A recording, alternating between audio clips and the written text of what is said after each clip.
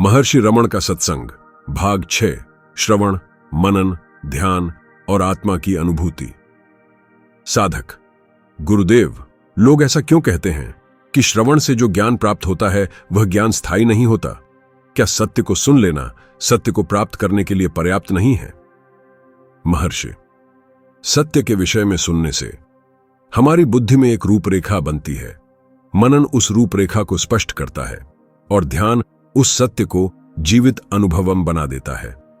सत्य का श्रवण करना जल की सतह पर फेंका गया वह कंकड़ है जो अज्ञान से शिथिल हो चुकी हमारी बुद्धि में ज्ञान को जानने की लालसा की लहरें उत्पन्न करता है। मनन की प्रक्रिया उन लहरों का अध्ययन करना है और ध्यान उस गहराई तक पहुंचना है जहां जल शांत है और वहां केवल तुम हो।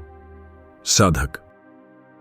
पर गुरुदेव, कुछ लोग यह भी कहते हैं कि केवल श्रवण ही मुक्ति का कारण बन सकता है। महर्षि, हां, श्रवण मुक्ति का कारण हो सकता है यदि सुनने वाले की पात्रता पूर्ण हो, यदि साधक का चित्त पूर्णतः शुद्ध हो, यदि उसके पूर्व जन्मों के संस्कार प्रबल हों, तो एक शब्द, एक दृष्टि, एक मौन भी मुक्ति दे सकता है। परंतु ऐसे लोग विरले होते हैं। करोड़ों में से कोई एक ही इतना भाग्यशाली होता है। सामान्य मनुष्य को तो मन के अज्ञान को ज्ञान द्वारा धीरे धीरे छांटना पड़ता है। साधक। गुरुदेव, जब हम सत्य के अनुभव की बात करते हैं तो क्या वह अनुभव भी मन का खेल नहीं है?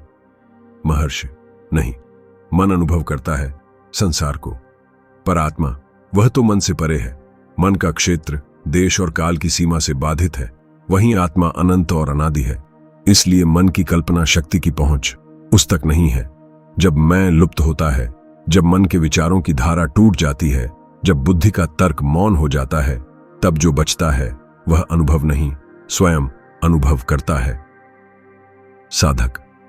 परंतु यह स्थिति क्षणिक होती है, कभी आती है, कभी जाती है। महर्षि, हर लहर आती जाती है, पर गहराई तो स्थिर है। तुम्हारी अनुभूति भी आती जाती है क्योंकि तुम उस पर केंद्रित हो। जो उस अनुभूति को देख रहा है वह तुम हो। साधना का उद्देश्य है उस दृष्टा में ठहर जाना। साधक। गुरुदेव, हम जो वस्तुएं आहार के रूप में ग्रहण करते हैं, क्या उनका भी कोई प्रभाव हमारी साधना पर पड़ता है? महर्षि, जैसे एक विशेष प्रकार के वाहन को चलाने के लिए विशेष ईंधन की आवश्यकता होती है, अगर कोई दूसरा अथवा मिलावटी ईंधन प्रयोग किया जाए तो वाहन या तो चलता ही नहीं या फिर उसकी कार्य क्षमता कम हो जाती है। वैसे ही आहार हमारी बुद्धि और मन को प्रभावित करता है। कम, सरल, हल्का, सात्विक आहार मन को शांत करता है। राजसिक या तामसिक भोजन मन को चंचल, वासनामय बनाता है। पर आत्मज्ञानी के लिए भोजन कोई बंधन नहीं, क्योंकि वह स्वयं को शरीर अथवा मन नहीं मानता है। साधक। परंतु क्या साधना में सफलता पाने के लिए हमें भी शुद्ध शाकाहार की ओर जाना चाहिए? महर्षि, आदतों का धीरे धीरे रूपांतरण ही सतत परिवर्तन है। हृदय में करुणा आए तो भोजन भी अहिंसा से भर जाता है। पौधों में भी प्राण है, किंतु उनके त्याग में पीड़ा न्यून होती है। अहिंसा का अर्थ है जहां तक संभव हो पीड़ा न देना। साधक। गुरुदेव, गुरु कौन है? क्या आत्मा ही गुरु है? महर्षि, गुरु केवल एक रूप है उस आत्मा का जो तुम्हारे भीतर पहले से ही विराजमान है। जब मन शुद्ध होता है तब आत्मा बाह्य गुरु के रूप में प्रकट होती है। कोई भी जो तुम्हें सत्य की ओर ले जाए वह गुरु है।